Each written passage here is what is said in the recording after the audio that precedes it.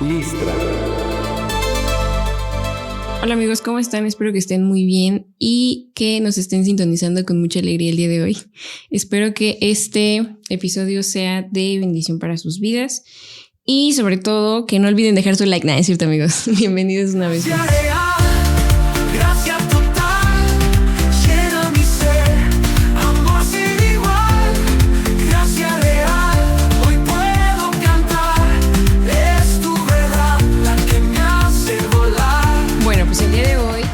Como seguramente ya vieron en el título, me encanta decir eso, porque siempre doy por hecho que escogieron el episodio o alguna cosa así por el título. Entonces, bueno, seguramente que ya lo leyeron y el día de hoy vamos a hablar sobre un poco de levadura leuda toda la masa. Y hoy nos vamos a centrar mucho en Gálatas capítulo 2 y también vamos a hablar un poco sobre el capítulo 5 y algunas otras historias que quedan muy ad hoc a el tema que vamos a tratar el día de hoy. Entonces, pues bueno, ¿alguno de ustedes sabe qué significa envanecerse o qué es para ustedes? Envanecerse significa llenarse de orgullo o de vanidad, sentirse superior o más importante de lo que uno es realmente. Bíblicamente también implica una autoimagen inflada o falsa, muchas veces también acompañada por un poco de hipocresía o de desprecios a otros. Y el día de hoy también vamos a hablar un poco sobre dos personajes en específico que vienen en la Biblia, de los que podemos tomar el ejemplo de qué no hacer, porque es algo que debemos evitar que se guarde en nuestro corazón y que se refleje hacia otros, porque al final también terminamos siendo influencia para los demás, sobre todo en nuestras comunidades de fe. Y pues bueno, nosotros cuando empezamos a avanzar en la vida de fe, de manera muy frecuente podemos cometer faltas que provienen, claro, de nuestra carne y que se oponen a la obra del Espíritu en nosotros. Y bueno, el problema que hay en esto es que muchas veces nosotros estamos conscientes de que estamos haciendo las cosas mal. Sabemos que debemos comportarnos de una manera distinta, pero sin embargo, nos dejamos llevar por nuestro propio entendimiento o por nuestra antigua identidad y terminamos repitiendo patrones, por así decirlo. Terminamos haciendo lo que ya sabemos que no debemos de hacer, pero sin embargo no hemos podido cambiar y somos conscientes de eso. No lo hacemos a propósito. Entonces es importante que nosotros nos mantengamos conscientes de que debemos de estar en constante examinación de nuestro corazón para que no tropecemos, o peor aún, para que no llevemos al error a otras personas, para que no las lastimemos tampoco, y incluso pues para no afectar la unidad en la iglesia. Yo creo que muchos de ustedes conocen a los discípulos de Jesús, y uno del que vamos a hablar hoy, y creo que es el favorito de muchos, al menos el mío sí, es Pedro. Creo que muchos nos podemos identificar con Pedro porque tenía una manera muy peculiar de ser, además de que creo que es uno de los discípulos más mencionados en los evangelios porque siempre tenía algo importante. Aparte, ¿saben qué? Juan siempre lo funaba, ¿no? Como que en su evangelio siempre mencionaba cosas específicas en las que le regaba Pedro. Y esta es una que todos se saben, nada, es cierto, esta es una también peculiar de Pedro, no precisamente que lo haya mencionado Juan en este caso, pero es una historia que lo involucra a él y que nos va a servir mucho para crecer igual. Si ustedes alguna vez han leído Gálatas 2, los invito a que lo hagan también para que puedan estar más en contexto el día de hoy, pero se habla precisamente sobre qué era lo que estaba sucediendo con la iglesia después de que Jesús vino, ¿no? Y bueno, obviamente nosotros sabemos que para los discípulos era todo un reto el llamado que Cristo les había dejado, ¿no? Y en el caminar, después de que Cristo ascendió, pues también ellos se encontraron con situaciones que tenían que cambiar, ¿no? Para poder ser de crecimiento para la iglesia, porque además estamos hablando de la iglesia primitiva, ¿no? Entonces, bueno, aquí vemos una historia muy peculiar. Pedro, como ya les mencionaba, tiene varias historias en los evangelios en donde hay algunas cosas que él hace mal, ¿no? Por ejemplo, cuando negó a Jesús, que de hecho también lo vamos a platicar un poquitito, qué fue lo que sucedió esa vez. Pero en esta ocasión, digamos que en contexto estaban ellos en una reunión en Antioquía y estaba también Pablo, ¿no? No Pablo el de los picapiedras, claramente Pablo el de la iglesia, ¿no? El de la Biblia. Entonces, bueno, estaban ellos dos juntos y Pablo nos cuenta esta historia de que tuvo que reprender a Pedro. Y tú dirías, caray, pero ¿por qué no? De hecho, esta historia me pareció muy peculiar porque he leído Gálatas, sí, pero como que siempre se me pasaba por... Nunca le di importancia, pero no le di importancia. Hasta que un día lo leí y realmente dije, wow, creo que este es un muy buen tema para platicar. Entonces, bueno, Pablo nos empieza a contar que empezaron a suceder algunas cosas con Pedro, ¿verdad? Estaban ahí en una reunión y resulta que había gentiles. Pablo tenía muy claro su trato hacia los gentiles, pese a que nosotros sabemos que históricamente pues los judíos no se juntaban con los gentiles, ¿no? Como que tenían ciertas rivalidades. Entonces Pablo reprende a Pedro porque cuando llegaron algunas personas importantes también judías, estaban todos conviviendo muy bien en esa reunión, estaba Pablo, estaba Pedro y algunos otros no mencionados, y después cuando llegan más judíos importantes, resulta que Pedro cambia de actitud, ¿no? Como que empieza a incomodarse, como que empieza a demostrar que no crean que vengo con estos gentiles y que me estoy juntando con ellos, y empieza a tener una actitud pues que para Pablo fue como, ¿qué está pasando? ¿No? Estaba todo muy bien y de repente estás cambiando de actitud con todos los que estamos aquí. Entonces Pablo se ve en la necesidad de reprender a Pedro porque estaba retrayéndose, ¿no? Se estaba apartando, estaba como teniendo miedo de ser juzgado por los que acababan de llegar a esta reunión que eran judíos. Entonces Pablo reprende a Pedro por actuar de una manera cobarde porque no era acorde a la gracia y el testimonio del evangelio que él había recibido de Cristo. Entonces la actitud de Pedro no se debía precisamente a que hubiera alguna consideración teológica específica sobre estas personas por las que de repente empezó a cambiar de actitud, sino que más bien estaba empezando a actuar como con cobardía por miedo a ser juzgado. Y probablemente hasta este punto de la historia, sin hablar de demasiados otros detalles, también te has sentido identificado porque muchas veces eso pasa, ¿no? Ahora quiero preguntarles justamente eso. ¿Les suena familiar esta actitud? Puede ser que les haya pasado a ustedes, puede ser que lo hayan visto en otras personas también. Pero miren, algo que caracterizaba a Pedro era que era un hombre apasionado y valiente en muchos momentos, pero también luchaba constantemente con el temor al juicio a los demás. Y eso era lo que lo llevaba a actuar en contra de sus convicciones. Por ejemplo, está muy conocida también. En Lucas podemos ver que negó a Jesús 3 veces por miedo a ser asociado con él. Y ahora en esta historia que les estoy contando y que pueden encontrar en Gálatas, vemos que evitó también a los gentiles por miedo a los judíos cristianos. Aún después de haber visto los milagros de Jesús, de tener revelaciones también por parte de Dios, Pedro seguía siendo vulnerable al temor humano. Ahora, hace rato les preguntaba si ustedes sabían qué significaba envanecerse o qué es para ustedes si alguien de pronto les trae esta palabra, ¿no? Entonces, precisamente les leí el significado, que es cuando te llenas de orgullo o te llenas de vanidad, y justamente bíblicamente implica que tengamos una imagen inflada o falsa de nosotros mismos. Muchas veces también se acompaña de hipocresía o de desprecio hacia otros. Entonces, ¿qué relación tiene esta palabra con lo que estamos hablando ahora de Pedro en Gálatas 2? Bueno, pues aunque Pedro actuó por miedo, porque tenía miedo de ser juzgado, su comportamiento también resultaba en una forma de envanecimiento. Y tú dirías, ¿por qué? Bueno, porque se apartó de los gentiles como si fueran menos puros o menos aceptables. Y también porque quizás él pensaba que los judíos eran mejores, ¿no? Por seguir la ley, porque eran el pueblo escogido.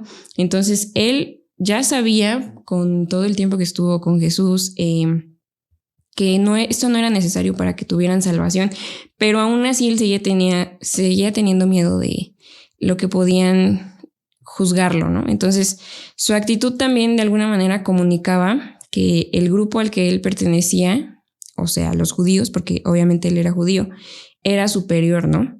Entonces, aunque estaba actuando por temor, definitivamente no estaba defendiendo sus convicciones reales.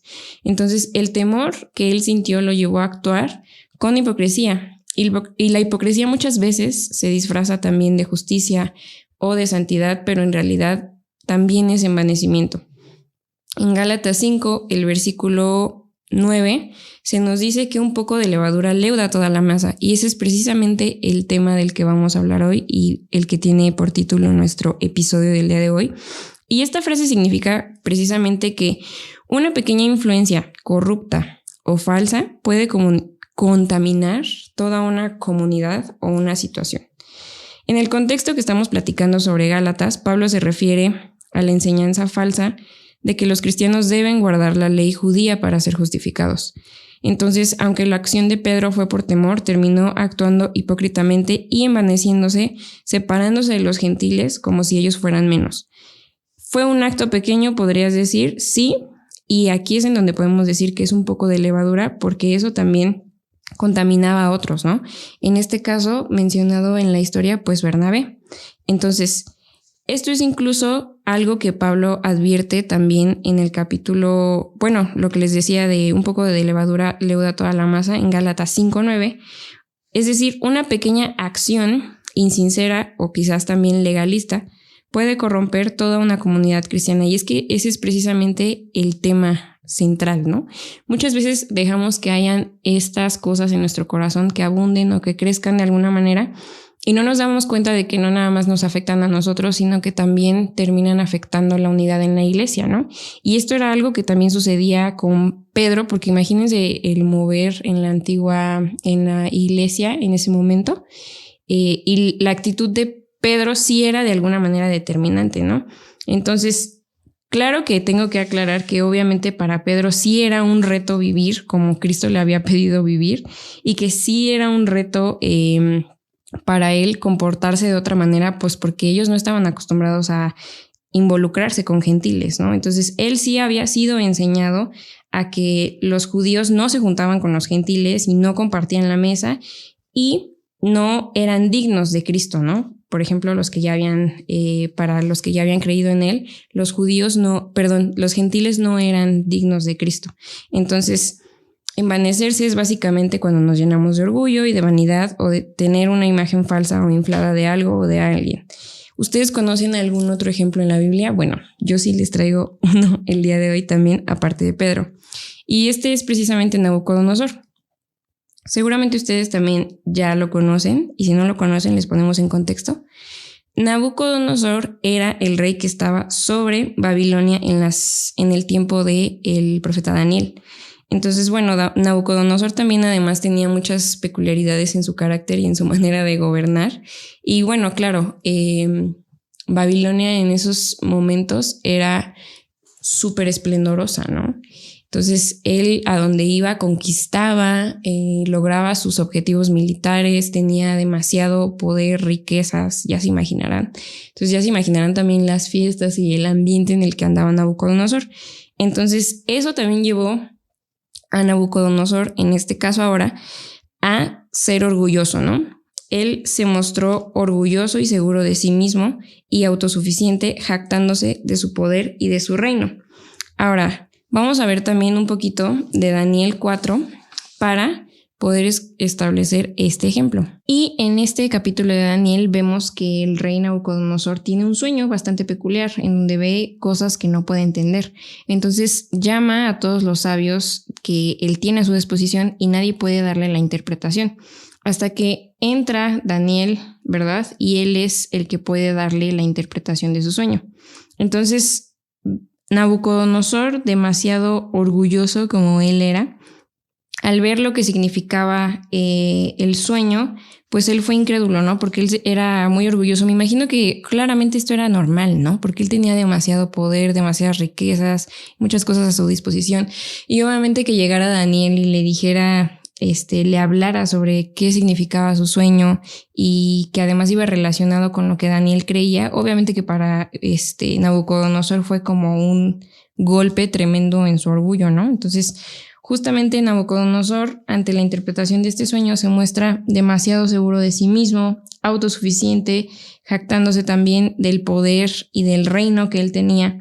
Entonces, este sueño sin duda impactó, más bien fue perturbador a Nabucodonosor y lo inquietó de manera muy profunda, ¿no? Entonces, eso también nos deja ver que aunque Nabucodonosor tenía demasiadas riquezas, pues también seguía siendo humano y seguía teniendo inseguridades internas, ¿no? Entonces, después vemos también que en lo que Daniel le da de interpretación, vemos que él se turba por lo que le dice Daniel, pero no cambia de actitud. Entonces, a pesar de que recibe la advertencia de Daniel sobre que debe de cambiar de actitud hacia Dios porque vendrá juicio hacia él no lo hace, sigue mostrando terquedad y autosuficiencia, y entonces Dios lo humilla, le quita la razón, ¿verdad? Y vemos en este capítulo también que él vive ahora como una bestia del campo durante 7 tiempos.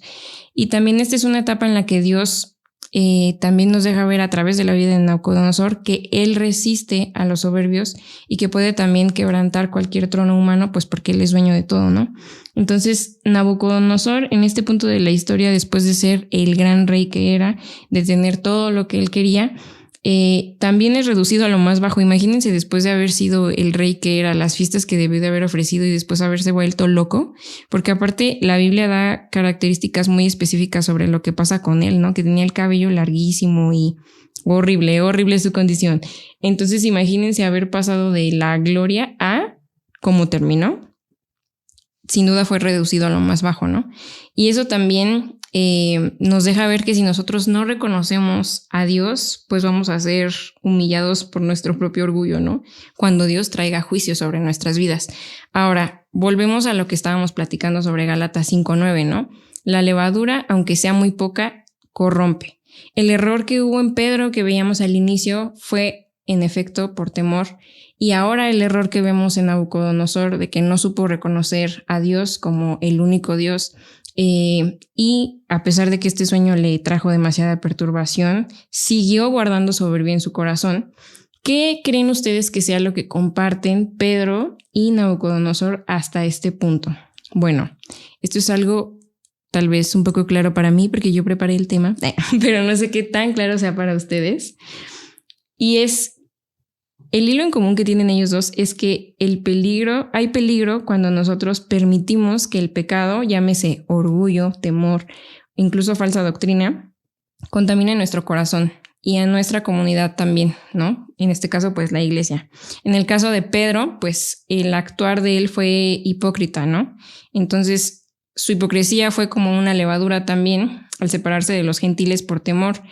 Y también contaminó a otros creyentes. Entonces fue un acto que aparentemente, como yo les decía hace rato, puede verse como algo chiquito, pero que sin duda iba a tener implicaciones en la unidad del evangelio en ese momento de la historia. Y en el caso de Nabucodonosor, él también se envaneció porque tenía demasiado poder, tenía muchas riquezas también y se atribuía gloria que no era de él porque le pertenecía a Dios, ¿no? Entonces Dios lo humilla. Y en el caso de Nabucodonosor, su orgullo fue la levadura que corrompió su corazón y que lo llevó a esta caída, ¿no? A este juicio que Dios trajo a su vida.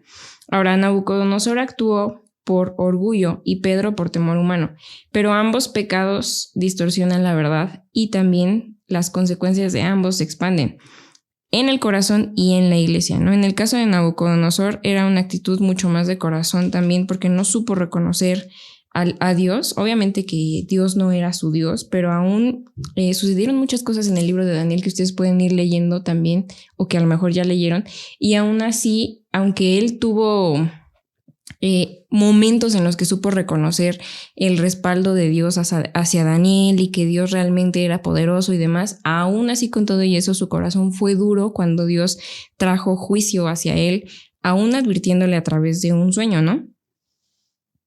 Entonces, el pecado, por donde quiera que ustedes lo vean, siempre se expande. Y justamente por eso es considerado como una levadura, ¿no? La levadura del orgullo y del temor, en el caso de estos ejemplos que estamos viendo nosotros, son errores en las actitudes de nuestro corazón y no son aislados, como les mencionaba, porque terminan afectando a otros. Puede ser con nuestro mal ejemplo, como en el caso de Pedro, o puede ser en nuestro corazón y nos afecta a nosotros, como en el caso de Nabucodonosor, ¿no? Que no sepamos reconocer a Dios, que no sepamos servirle con toda honestidad, que no sepamos no robarnos la gloria que solamente le pertenece a Él, reconociéndolo únicamente a Él. Entonces, fíjense también si pueden o tienen ahí cerquita su Biblia. Yo sí, seguramente se oyó mi hoja, pero bueno. Gálatas 5:16 dice: digo pues, andad en el espíritu y no satisfagáis los deseos de la carne. andad en el espíritu y no satisfagáis los deseos de la carne. ¿Cómo podríamos no satisfacer los deseos de nuestra carne cuando hay envanecimiento en forma de temor o en forma de soberbia, como en el caso de estos dos personajes que acabamos de ver? Cuando tenemos miedo, sin duda es nuestra carne la que nos lleva a actuar por ese miedo y terminamos siendo a lo mejor hipócritas, ¿verdad? Porque estamos bajo presiones sociales y aquí es en donde más debemos de depender del Espíritu, porque el Espíritu de Dios es quien nos da el valor y el amor para actuar de forma correcta, aun cuando estemos llenos de temor. Cuando estamos teniendo levaduras como soberbia, en el caso de Nabucodonosor, también la carne es la que nos tienta a atribuirnos la gloria, a lo mejor en nuestro servicio en la iglesia, en nuestro servicio a otros. A lo mejor somos buenas personas solamente para que la gente hable bien de nosotros, no precisamente porque tengamos el corazón de Cristo para servirles, ¿no? Entonces, la carne nos tienta precisamente a atribuirnos gloria, pero es el Espíritu también quien nos va a recordar que Dios resiste a los soberbios y nos guía también hacia la humildad.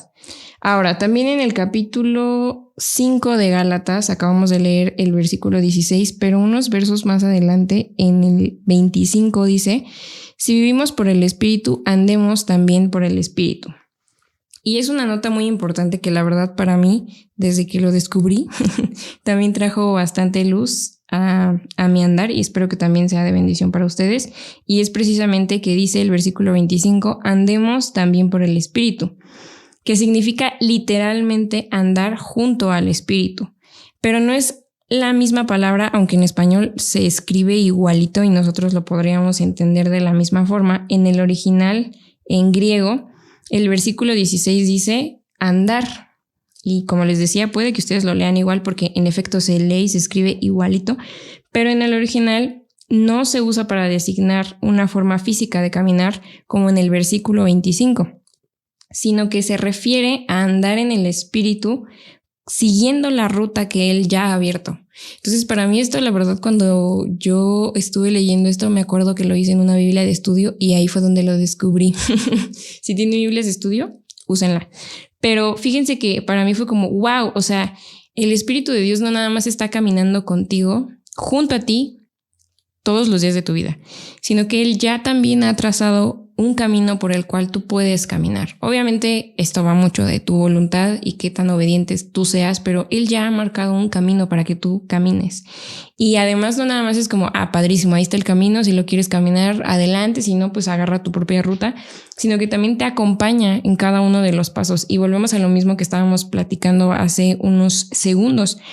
Cuando tenemos este tipo de levaduras, temores, soberbia, presión social, situaciones en las que nos sentimos que sabemos que vamos a caer y terminamos dejando que la carne sea lo que gobierne nuestro actuar en vez de que sea el Espíritu.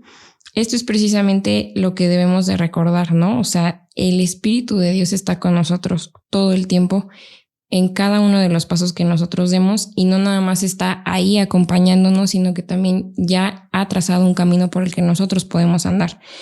Ahora, ¿qué fue lo que pasó con Pedro después de que hizo, por ejemplo, esta tan famosa historia, de esta tan famosa acción, más bien de negarle?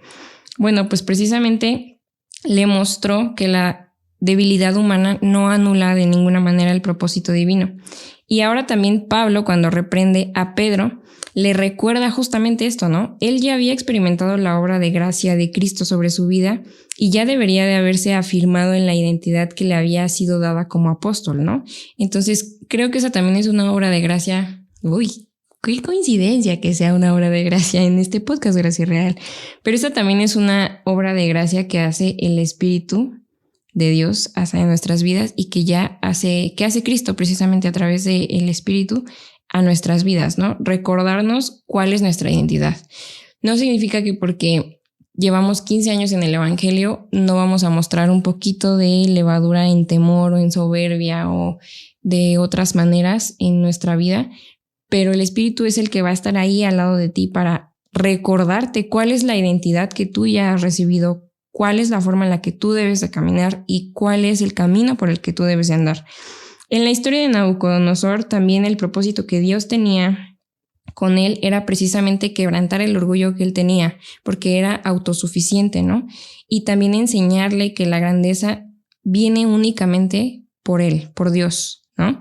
Entonces, en Daniel 4:34, ustedes lo pueden ver también, le fue devuelta la razón para confesar a Dios, y al hacerlo, porque él lo hizo, imagínense, hoy no, ya cuando había caído en esta locura y le es devuelta como la razón unos segunditos, tuvo un poquito de gracia en que fuera abierto su entendimiento, y en esos momentos reconoce a Dios, y entonces Dios lo que hace es que le devuelve su reino, ¿no? En el versículo 37 lo pueden ver ustedes también. Entonces, sin duda que todas estas situaciones en las que nosotros también nos encontramos así, atemorizados porque estamos bajo presiones sociales, también en los que nuestro orgullo está saliendo más a relucir que lo que estamos haciendo, nuestro ego también puede ser.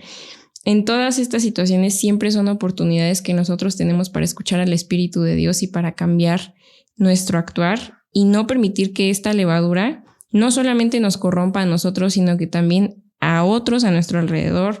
Puede ser nuestra familia, nuestros amigos, las personas de fe en la iglesia con quienes compartimos también nuestro andar y crecimiento, seamos de mala influencia para ellos, ¿no? Y les seamos de tropiezo, de retroceso, y también que no sean situaciones que nos terminen a nosotros en nuestro corazón haciendo retroceder porque dejamos caer un poquito de levadura de temor, de orgullo, de soberbia en nuestro corazón.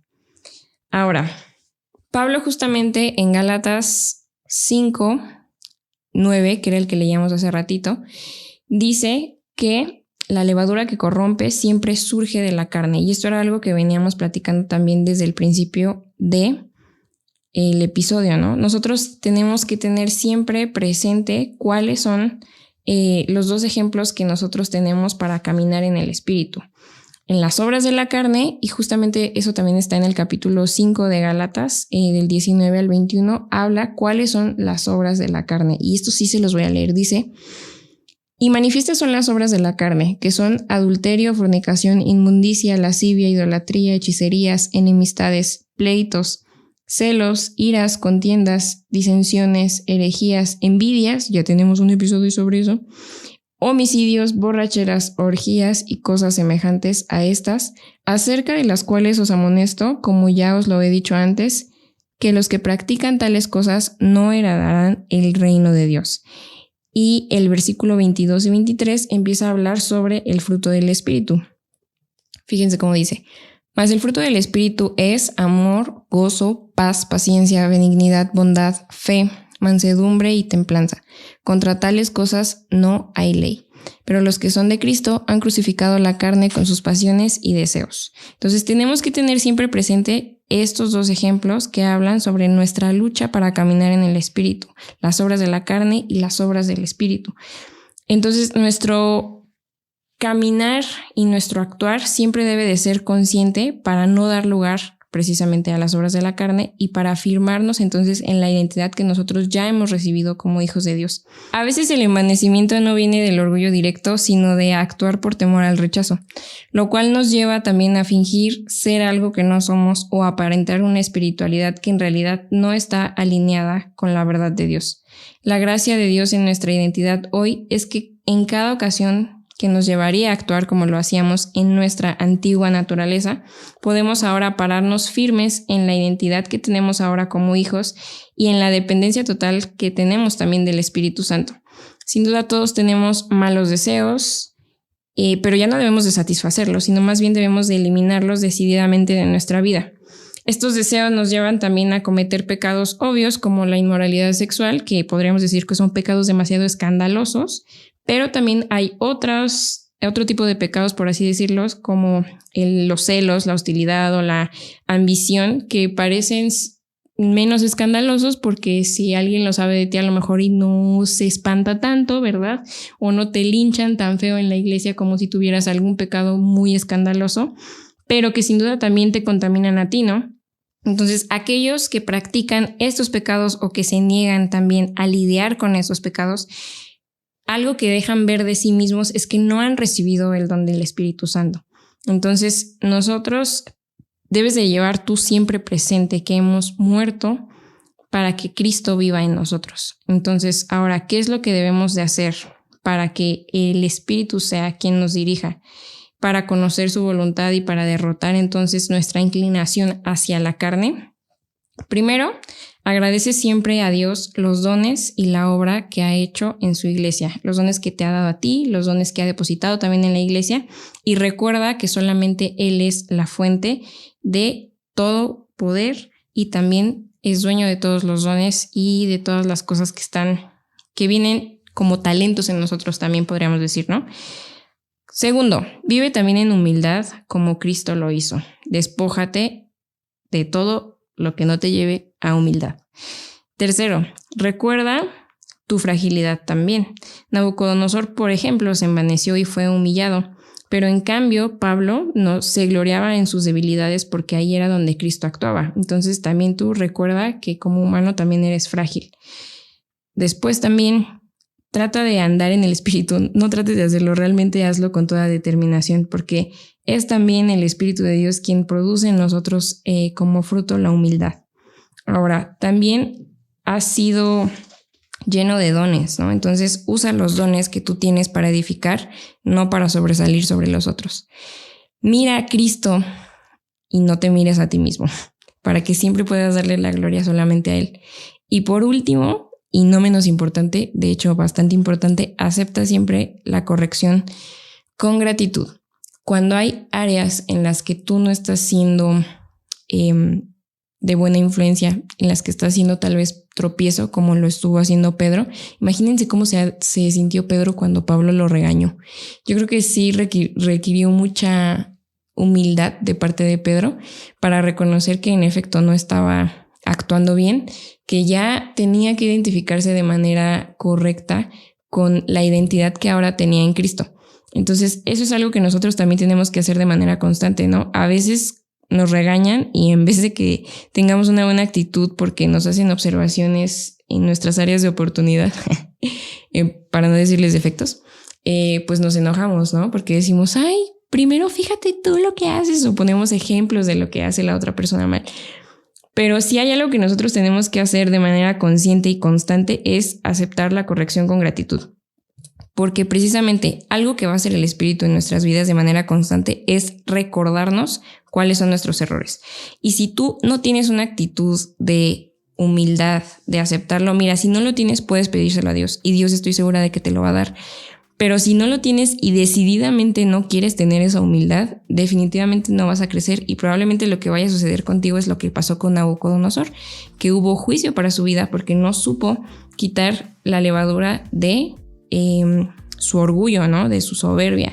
Entonces, yo creo que la historia, ambas historias nos recuerdan cómo hay pecados que pueden anclarse en nuestros corazones, que no nada más nos afectan a nosotros, sino que afectan a los demás, a nuestros alrededores. Pero sí tenemos que ser más prudentes en no caer en el mismo error que tuvo Nabucodonosor, que no supo reconocer y entonces hubo juicio para su vida. Y en el caso de Pedro, él lo reconoció y pues vemos que también fue un apóstol, la verdad, bastante importante, ¿no? Entonces, pues bueno, espero que estos dos ejemplos y en general el episodio haya sido de bendición para sus vidas. Y les recordamos también que se suscriban a nuestro canal desde la plataforma que nos estén sintonizando. Y les invitamos también a que nos sigan en nuestras demás redes sociales. Estamos en Amazon Music, en Apple Podcasts, en Spotify y en YouTube también. YouTube Music o YouTube normal, desde donde ustedes lo sintonicen. En cualquiera de los dos pueden suscribirse. No olviden también dejar su like. Me siento youtuber cuando digo esto, pero en efecto no olviden dejar su like. Y les mando un abrazo bien fuerte. Recuerden siempre que no somos nosotros, sino que es su gracia en nosotros. Hasta el siguiente episodio, amigos. Adiós. Gracia real, gracia total, llena mi ser, amor sin igual. Gracia real, hoy puedo cantar, es tu verdad la que me hace volar.